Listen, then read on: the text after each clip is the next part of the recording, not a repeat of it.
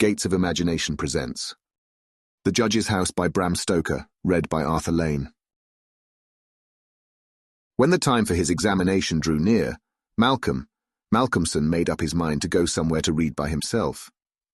He feared the attractions of the seaside, and also he feared completely rural isolation, for of old he knew its charms, and so he determined to find some unpretentious little town where there would be nothing to distract him.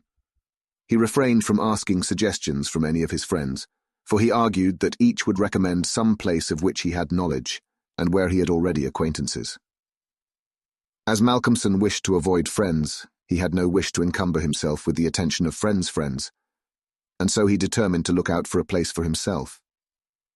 He packed a portmanteau with some clothes and all the books he required, and then took ticket for the first name on the local timetable, which he did not know. When at the end of 3 hours' journey he alighted at Benchurch, he felt satisfied that he had so far obliterated his tracks as to be sure of having a peaceful opportunity of pursuing his studies. He went straight to the one inn, which the sleepy little place contained, and put up for the night. Benchurch was a market town, and once in 3 weeks was crowded to excess, but for the remainder of the 21 days, it was as attractive as a desert. Malcomson looked around the day after his arrival, to try to find quarters more isolated than even so quiet an inn as the Good Traveller afforded. There was only one place which took his fancy, and it certainly satisfied his wildest ideas regarding quiet. In fact, quiet was not the proper word to apply to it. Desolation was the only term conveying any suitable idea of its isolation. It was an old, rambling, heavy-built house of the Jacobean style, with heavy gables and windows unusually small and set higher than was customary in such houses, and was surrounded with a high brick wall massively built. Indeed, on examination, it looked more like a fortified house than an ordinary dwelling. But all these things pleased Malcomson. Here, he thought, is the very spot I have been looking for, and if I can get opportunity of using it, I shall be happy. His joy was increased when he realized beyond doubt that it was not at present inhabited. From the post office he got the name of the agent, who was rarely surprised at the application to rent a part of the old house. Mr. Carnford, the local lawyer and agent, was a genial old gentleman, and frankly confessed his delight at anyone being willing to live in the house. "To tell you the truth," said he, "I should be only too happy, on behalf of the owners, to let anyone have the house rent-free for a term of years, if only to accustom the people here to see it inhabited. It has been so long empty that some kind of absurd prejudice has grown up about it, and this can be best put down by its occupation. If only," he added with a sly glance at Malcomson, "by a scholar like yourself, who wants its quiet for a time." Malcomson thought it needless to ask the agent about the absurd prejudice. He knew he would get more information, if he should require it, on that subject from other quarters. He paid his 3 months' rent, got a receipt, and the name of an old woman who would probably undertake to do for him, and came away with the keys in his pocket. He then went to the landlady of the inn, who was a cheerful and most kindly person, and asked her advice as to such stores and provisions as he would be likely to require. She threw up her hands in amazement when he told her where he was going to settle himself. "Not in the judge's house," she said, and grew pale as she spoke. He explained the locality of the house, saying that he did not know its name. When he had finished, she answered, "Aye, sure enough, the very place. It is the judge's house, sure enough." He asked her to tell him about the place, why so called, and what there was against it. She told him that it was so called locally because it had been many years before.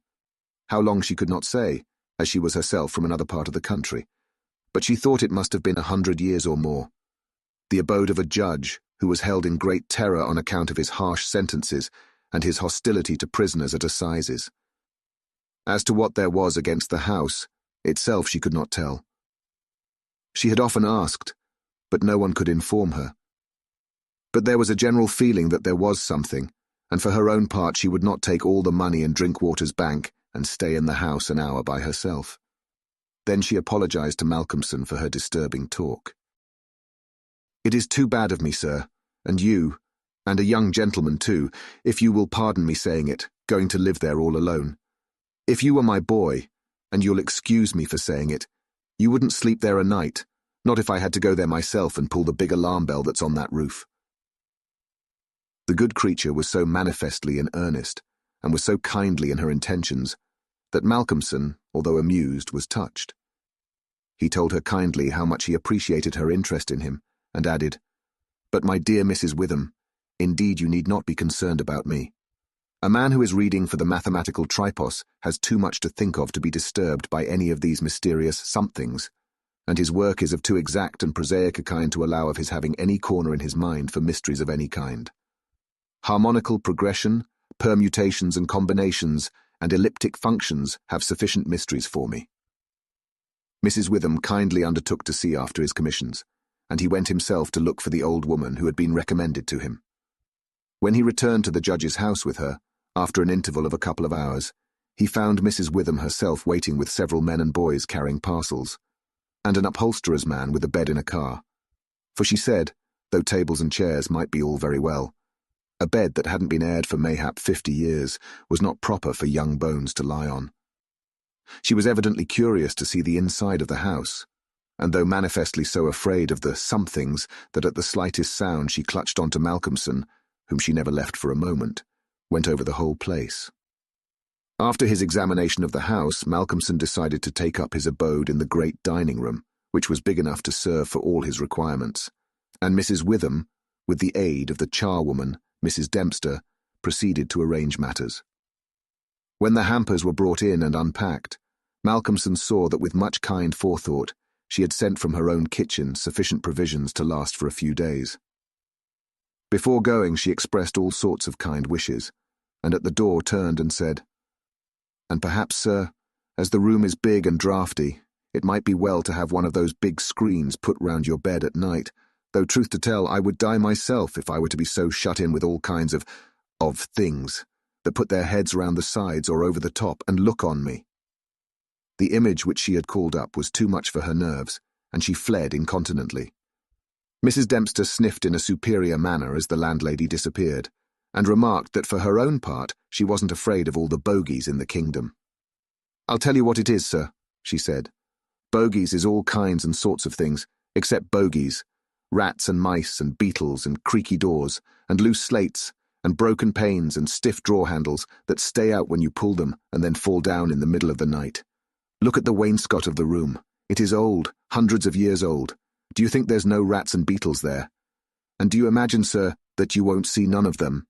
Rats is bogies, I tell you, and bogies is rats, and don't you get to think anything else."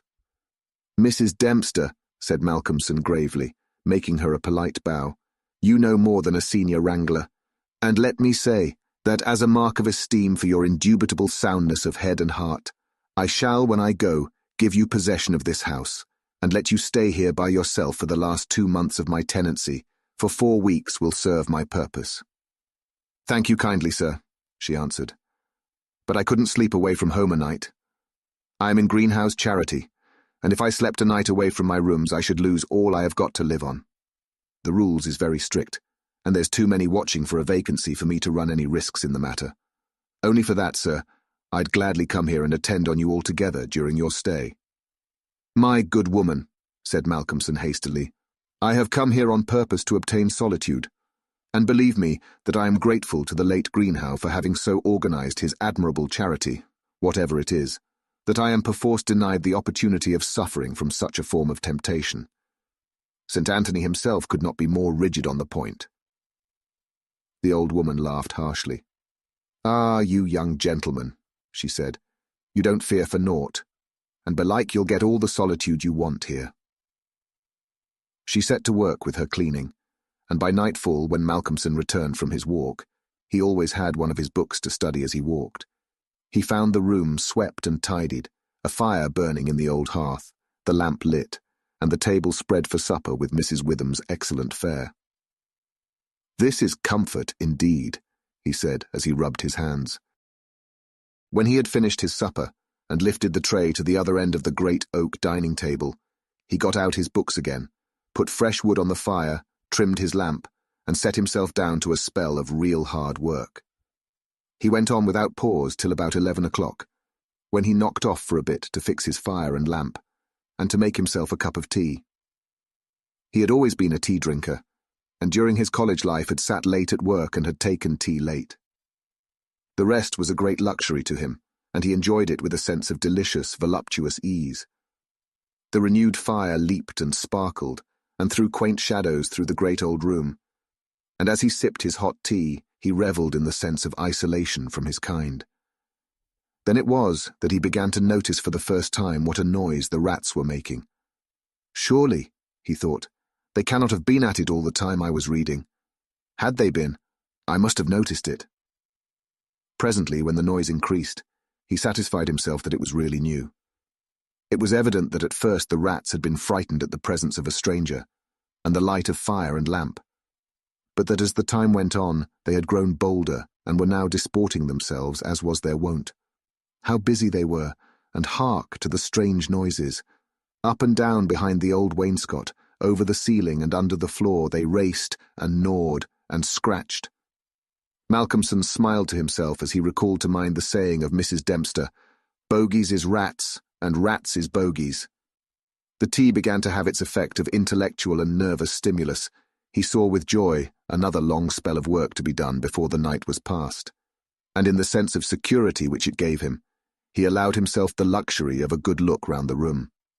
He took his lamp in one hand and went all around, wondering that so quaint and beautiful an old house had been so long neglected. The carving of the oak on the panels of the wainscot was fine, and on and round the doors and windows it was beautiful and of rare merit. There were some old pictures on the walls, but they were coated so thick with dust and dirt that he could not distinguish any detail of them, though he held his lamp as high as he could over his head. Here and there as he went round, he saw some crack or hole blocked for a moment by the face of a rat, with its bright eyes glittering in the light, but in an instant it was gone, and a squeak and a scamper followed. The thing that most struck him, however, was the rope of the great alarm bell on the roof, which hung down in a corner of the room on the right-hand side of the fireplace. He pulled up close to the hearth a great high-backed carved oak chair and sat down to his last cup of tea. When this was done, he made up the fire and went back to his work, sitting at the corner of the table, having the fire to his left. For a little while the rats disturbed him somewhat with their perpetual scampering, but he got accustomed to the noise as one does to the ticking of a clock, or to the roar of moving water, and he became so immersed in his work that everything in the world, except the problem which he was trying to solve, passed away from him. He suddenly looked up. His problem was still unsolved, and there was in the air that sense of the hour before the dawn, which is so dread to doubtful life. The noise of the rats had ceased.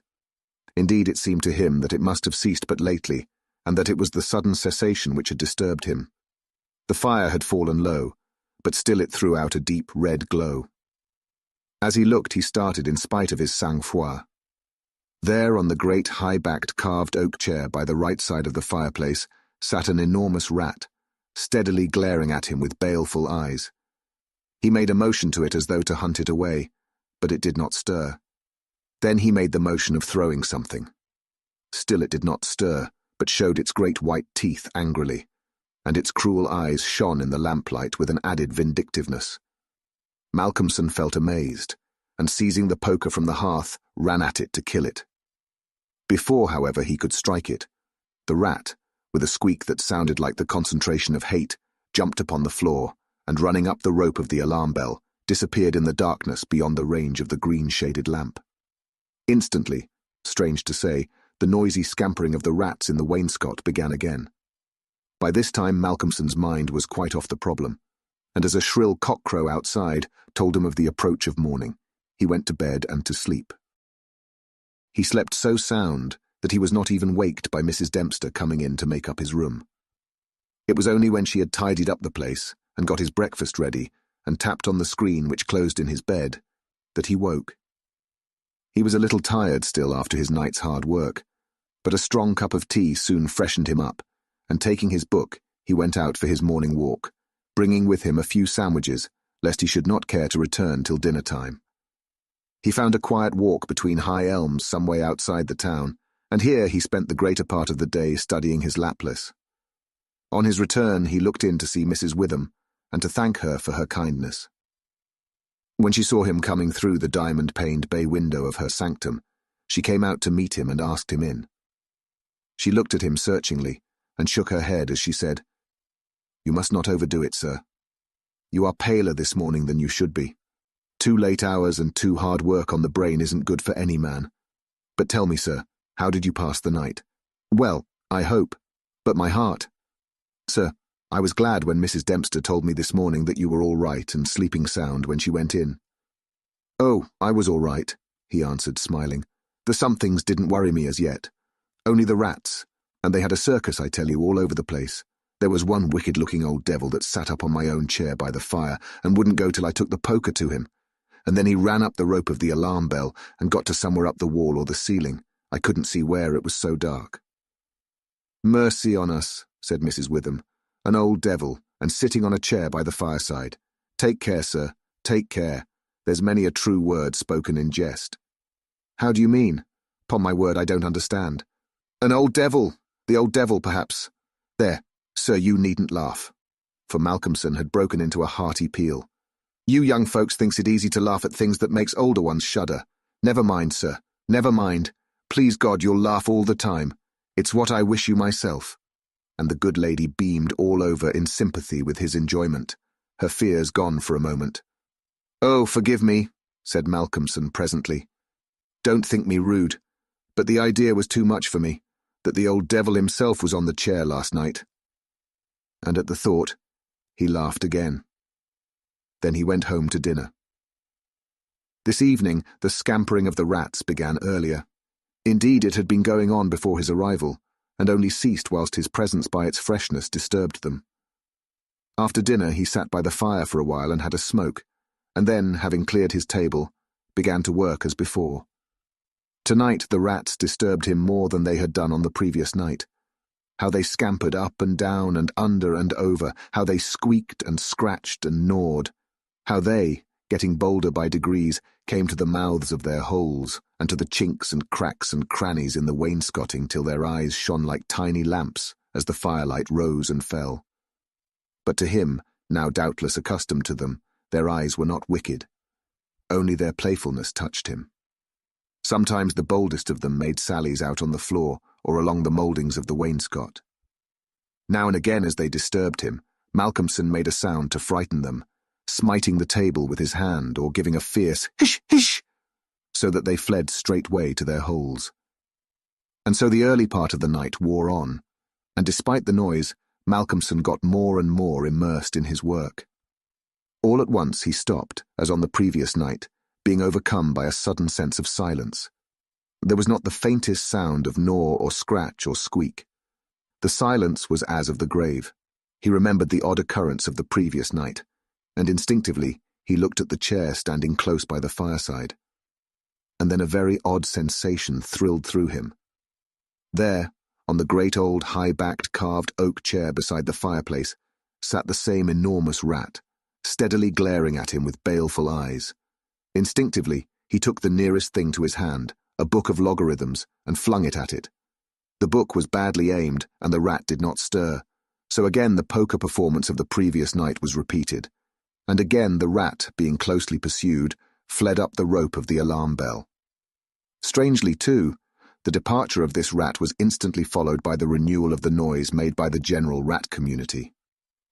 On this occasion, as on the previous one, Malcomson could not see at what part of the room the rat disappeared, for the green shade of his lamp left the upper part of the room in darkness, and the fire had burned low. On looking at his watch, he found it was close on midnight, and not sorry for the divertissement, he made up his fire and made himself his nightly pot of tea. He had got through a good spell of work and thought himself entitled to a cigarette, and so he sat on the great oak chair before the fire and enjoyed it. Whilst smoking, he began to think that he would like to know where the rat disappeared to, for he had certain ideas for the morrow not entirely disconnected with a rat trap. Accordingly, he lit another lamp and placed it so that it would shine well into the right-hand corner of the wall by the fireplace.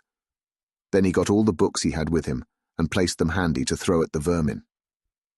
Finally, he lifted the rope of the alarm bell and placed the end of it on the table, fixing the extreme end under the lamp. As he handled it, he could not help noticing how pliable it was, especially for so strong a rope, and one not in use. "You could hang a man with it," he thought to himself. When his preparations were made, he looked around and said complacently, "There now, my friend, I think we shall learn something of you this time." He began his work again, and though as before somewhat disturbed at first by the noise of the rats, soon lost himself in his propositions and problems. Again he was called to his immediate surroundings suddenly. This time it might not have been the sudden silence only which took his attention. There was a slight movement of the rope, and the lamp moved. Without stirring, he looked to see if his pile of books was within range, and then cast his eye along the rope. As he looked, he saw the great rat drop from the rope on the oak armchair and sit there glaring at him. He raised a book in his right hand, and taking careful aim, flung it at the rat. The latter, with a quick movement, sprang aside and dodged the missile. He then took another book, and a third, and flung them one after another at the rat, but each time unsuccessfully. At last, as he stood with a book poised in his hand to throw, the rat squeaked and seemed afraid. This made Malcomson more than ever eager to strike, and the book flew and struck the rat a resounding blow. It gave a terrified squeak, and turning on his pursuer a look of terrible malevolence, ran up the chair back and made a great jump to the rope of the alarm bell and ran up it like lightning. The lamp rocked under the sudden strain, but it was a heavy one and did not topple over. Malcomson kept his eyes on the rat, and saw it by the light of the second lamp leap to a moulding of the wainscot and disappear through a hole in one of the great pictures which hung on the wall, obscured and invisible through its coating of dirt and dust. "I shall look up my friend's habitation in the morning," said the student, as he went over to collect his books. "The third picture from the fireplace. I shall not forget." He picked up the books one by one, commenting on them as he lifted them. Conic sections he does not mind, nor cycloidal oscillations, nor the principia, nor quaternions, nor thermodynamics. Now for the book that fetched him. Malcomson took it up and looked at it. As he did so, he started. A sudden pallor overspread his face.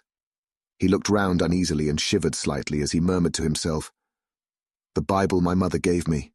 What an odd coincidence." He sat down to work again, and the rats in the wainscot renewed their gambols. They did not disturb him, however. Somehow their presence gave him a sense of companionship. But he could not attend to his work, and after striving to master the subject on which he was engaged, gave it up in despair, and went to bed as the first streak of dawn stole in through the eastern window. He slept heavily but uneasily, and dreamed much, and when Mrs. Dempster woke him late in the morning he seemed ill at ease, and for a few minutes did not seem to realize exactly where he was. His first request rather surprised the servant. "Mrs. Dempster, when I'm out today I wish you would get the steps and dust or wash those pictures, especially that one, the third from the fireplace. I want to see what they are." Late in the afternoon, Malcomson worked at his books in the shaded walk, and the cheerfulness of the previous day came back to him as the day wore on, and he found that his reading was progressing well.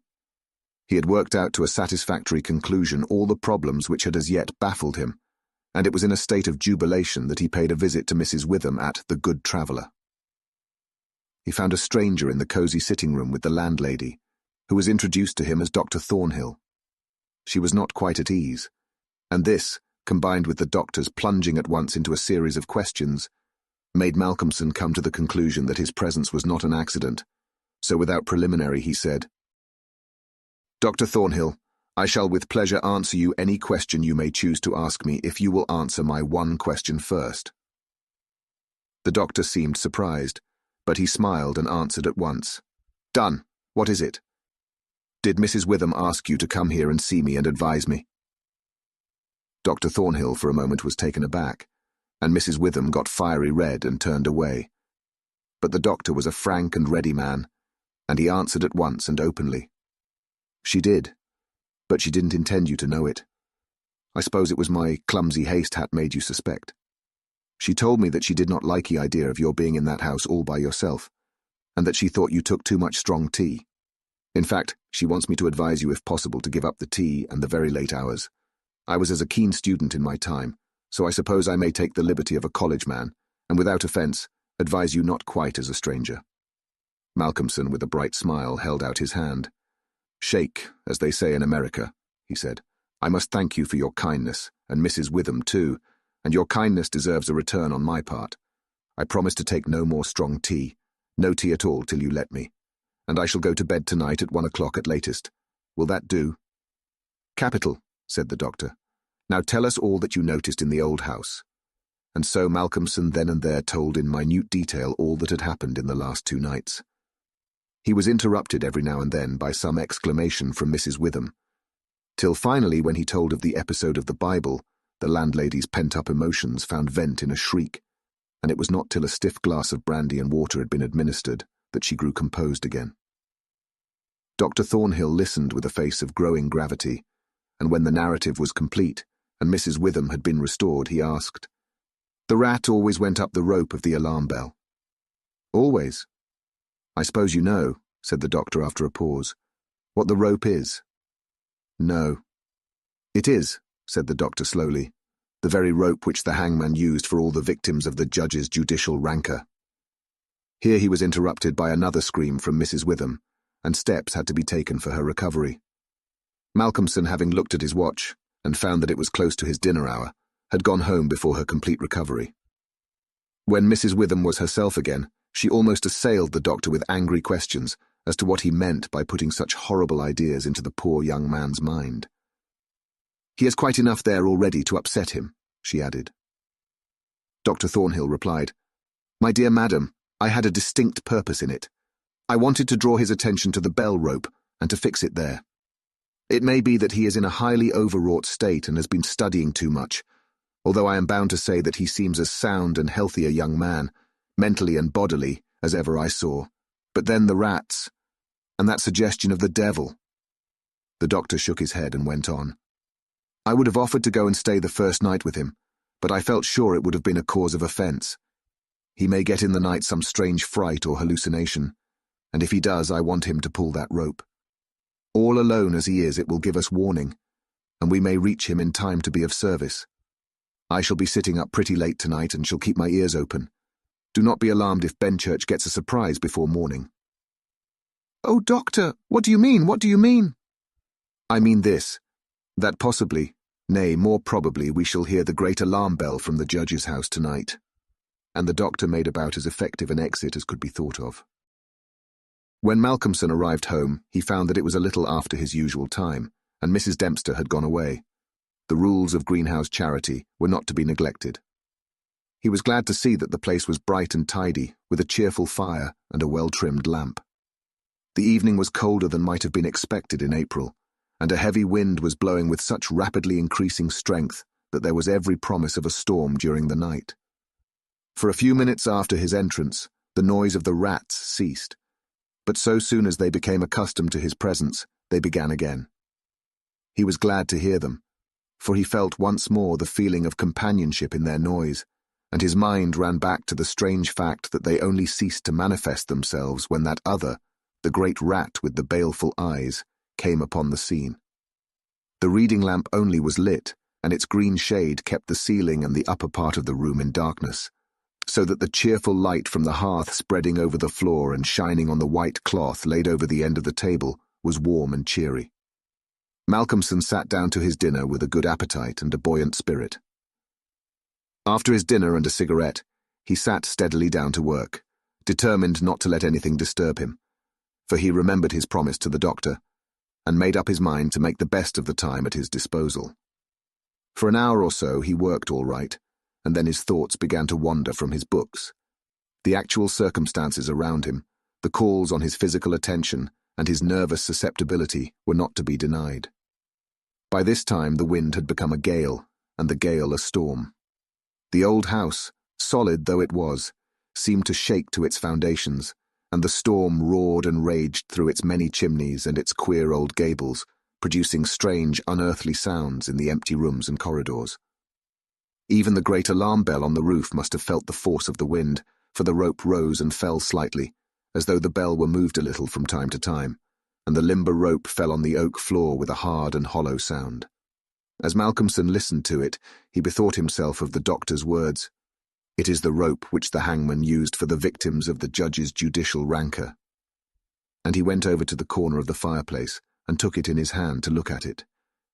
There seemed a sort of deadly interest in it, And as he stood there, he lost himself for a moment in speculation as to who these victims were, and the grim wish of the judge to have such a ghastly relic ever under his eyes.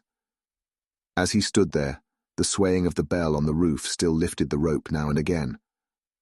But presently there came a new sensation, a sort of tremor in the rope, as though something was moving along it. Looking up instinctively, Malcomson saw the great rat coming slowly down towards him, glaring at him steadily. He dropped the rope and started back with a muttered curse, and the rat, turning, ran up the rope again and disappeared. And at the same instant, Malcomson became conscious that the noise of the rats, which had ceased for a while, began again. All this set him thinking, and it occurred to him that he had not investigated the lair of the rat or looked at the pictures as he had intended. He lit the other lamp without the shade, and holding it up went and stood opposite the third picture from the fireplace on the right-hand side, where he had seen the rat disappear on the previous night. At the first glance, he started back so suddenly that he almost dropped the lamp, and a deadly pallor overspread his face. His knees shook, and heavy drops of sweat came on his forehead, and he trembled like an aspen. But he was young and plucky, and pulled himself together, and after the pause of a few seconds stepped forward again, raised the lamp, and examined the picture which had been dusted and washed, and now stood out clearly. It was of a judge dressed in his robes of scarlet and ermine. His face was strong and merciless, evil, crafty, and vindictive, with a sensual mouth, hooked nose of ruddy colour, and shaped like the beak of a bird of prey. The rest of the face was of a cadaverous colour. The eyes were of peculiar brilliance, and with a terribly malignant expression. As he looked at them, Malcomson grew cold, for he saw there the very counterpart of the eyes of the great rat. The lamp almost fell from his hand. He saw the rat with its baleful eyes peering out through the hole in the corner of the picture, and noted the sudden cessation of the noise of the other rats. However, he pulled himself together, and went on with his examination of the picture. The judge was seated in a great high-backed carved oak chair on the right-hand side of a great stone fireplace, where, in the corner, a rope hung down from the ceiling, its end lying coiled on the floor. With a feeling of something like horror, Malcomson recognized the scene of the room as it stood, and gazed around him in an awe-struck manner, as though he expected to find some strange presence behind him. Then he looked over to the corner of the fireplace, and with a loud cry, he let the lamp fall from his hand. There in the judge's armchair, with the rope hanging behind, sat the rat with the judge's baleful eyes, now intensified and with a fiendish leer. Save for the howling of the storm without, there was silence. The fallen lamp recalled Malcomson to himself. Fortunately, it was of metal, and so the oil was not spilt. However, the practical need of attending to it settled at once his nervous apprehension. When he had turned it out, he wiped his brow and thought for a moment. "This will not do," he said to himself. "If I go on like this, I shall become a crazy fool. This must stop. I promised the doctor I would not take tea. Faith, he was pretty right. My nerves must have been getting into a queer state. Funny I did not notice it. I never felt better in my life. However, it is all right now, and I shall not be such a fool again." Then he mixed himself a good stiff glass of brandy and water, and resolutely sat down to his work. It was nearly an hour when he looked up from his book, disturbed by the sudden stillness. Without, the wind howled and roared louder than ever, and the rain drove in sheets against the windows, beating like hail on the glass. But within there was no sound whatever save the echo of the wind as it roared in the great chimney, and now and then a hiss as a few raindrops found their way down the chimney in a lull of the storm. The fire had fallen low and had ceased to flame, though it threw out a red glow. Malcomson listened attentively, and presently heard a thin, squeaking noise, very faint. It came from the corner of the room where the rope hung down, and he thought it was the creaking of the rope on the floor as the swaying of the bell raised and lowered it. Looking up, however, he saw in the dim light the great rat clinging to the rope and gnawing it. The rope was already nearly gnawed through. He could see the lighter colour where the strands were laid bare. As he looked, the job was completed, and the severed end of the rope fell clattering on the oaken floor, whilst for an instant the great rat remained like a knob or tassel at the end of the rope, which now began to sway to and fro. Malcomson felt for a moment another pang of terror as he thought that now the possibility of calling the outer world to his assistance was cut off. But an intense anger took its place, and seizing the book he was reading, he hurled it at the rat. The blow was well aimed, but before the missile could reach him, the rat dropped off and struck the floor with a soft thud. Malcomson instantly rushed over towards him, but it darted away and disappeared in the darkness of the shadows of the room. Malcomson felt that his work was over for the night, and determined then and there to vary the monotony of the proceedings by a hunt for the rat, and took off the green shade of the lamp so as to ensure a wider spreading light. As he did so, the gloom of the upper part of the room was relieved, and in the new flood of light, great by comparison with the previous darkness, the pictures on the wall stood out boldly. From where he stood, Malcomson saw right opposite to him the third picture on the wall from the right of the fireplace. He rubbed his eyes in surprise, and then a great fear began to come upon him. In the center of the picture was a great irregular patch of brown canvas, as fresh as when it was stretched on the frame. The background was as before, with chair and chimney corner and rope, but the figure of the judge had disappeared. Malcomson, almost in a chill of horror, turned slowly round, and then he began to shake and tremble like a man in a palsy. His strength seemed to have left him, and he was incapable of action or movement, hardly even of thought. He could only see and hear. There, on the great high-backed carved oak chair, sat the judge in his robes of scarlet and ermine, with his baleful eyes glaring vindictively, and a smile of triumph on the resolute, cruel mouth, as he lifted with his hands a black cap. Malcomson felt as if the blood was running from his heart, as one does in moments of prolonged suspense. There was a singing in his ears. Without, he could hear the roar and howl of the tempest, and through it, swept on the storm, came the striking of midnight by the great chimes in the marketplace. He stood for a space of time that seemed to him endless, still as a statue, and with wide-open, horror-struck eyes, breathless. As the clock struck, so the smile of triumph on the judge's face intensified, and at the last stroke of midnight, he placed the black cap on his head. Slowly and deliberately, the judge rose from his chair and picked up the piece of the rope of the alarm bell which lay on the floor, drew it through his hands as if he enjoyed its touch, and then deliberately began to knot one end of it, fashioning it into a noose. This he tightened and tested with his foot, pulling hard at it till he was satisfied, and then making a running noose of it, which he held in his hand.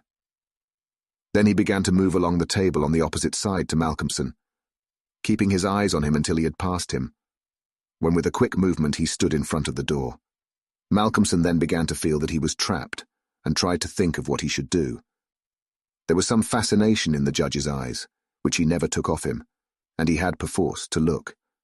He saw the judge approach, still keeping between him and the door, and raise the noose and throw it towards him, as if to entangle him. With a great effort, he made a quick movement to one side, and saw the rope fall beside him, and heard it strike the oaken floor. Again the judge raised the noose and tried to ensnare him, ever keeping his baleful eyes fixed on him, and each time, by a mighty effort, the student just managed to evade it. So this went on for many times, the judge seeming never discouraged nor discomposed at failure, but playing as a cat does with a mouse. At least in despair, which had reached its climax, Malcomson cast a quick glance round him. The lamp seemed to have blazed up, and there was a fairly good light in the room. At the many rat holes and in the chinks and crannies of the wainscot, he saw the rat's eyes, and this aspect, that was purely physical, gave him a gleam of comfort. He looked around and saw that the rope of the great alarm bell was laden with rats. Every inch of it was covered with them, and more were pouring through the small circular hole in the ceiling whence it emerged, so that with their weight the bell was beginning to sway. Hark! It had swayed till the clapper had touched the bell. The sound was but a tiny one, but the bell was only beginning to sway, and it would increase. At the sound the judge, who had been keeping his eyes fixed on Malcomson, looked up, and a scowl of diabolical anger overspread his face. His eyes fairly glowed like hot coals, and he stamped his foot with a sound that seemed to make the house shake. A dreadful peal of thunder broke overhead as he raised the rope again, whilst the rats kept running up and down the rope as though working against time. This time, instead of throwing it, he drew close to his victim and held open the noose as he approached. As he came closer, there seemed something paralyzing in his very presence, and Malcomson stood rigid as a corpse. He felt the judge's icy fingers touch his throat as he adjusted the rope. The noose tightened. Then the judge, taking the rigid form of the student in his arms, carried him over and placed him standing in the oak chair, and stepping up beside him, put his hand up and caught the end of the swaying rope of the alarm bell. As he raised his hand, the rats fled squeaking and disappeared through the hole in the ceiling. Taking the end of the noose which was round Malcomson's neck, he tied it to the hanging bell rope, and then descending pulled away the chair. When the alarm bell of the judge's house began to sound, a crowd soon assembled. Lights and torches of various kinds appeared, and soon a silent crowd was hurrying to the spot. They knocked loudly at the door, but there was no reply. Then they burst in the door and poured into the great dining room, the doctor at the head.